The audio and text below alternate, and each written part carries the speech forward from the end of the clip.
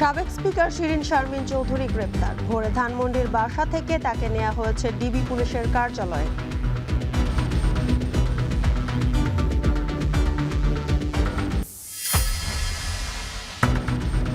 দেশে LPG plant না থাকায় বেসরকারি খাতে নির্ভরশীল পুরো বাজার। দাম নির্ধারণ করেও বাজার নিয়ন্ত্রণে ব্যর্থ হচ্ছে সরকার।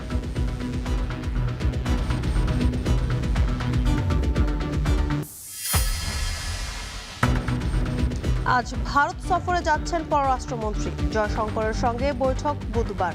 আলোচনায় প্রাধান্য পাবে জ্বালানি, ভিসা সহ দ্বিপক্ষীয় নানা ইস্যু।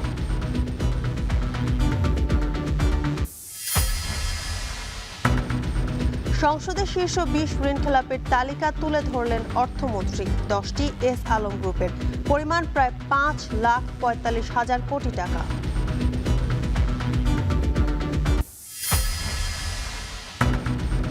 10 এপ্রিলের পর আসছে তীব্র গরম। 15 দিন থাকতে পারে তাপ প্রবাহ।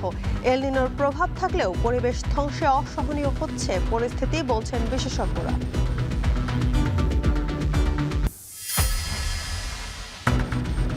হরমুজ প্রণালী খুলে দিতে ট্রাম্পের আলটিমেটাম শেষ হচ্ছে আজ। নিরাপত্তা ফির বিনিময়ে মিত্রদের চলাচলের অনুমতি দিয়েছে ইরান।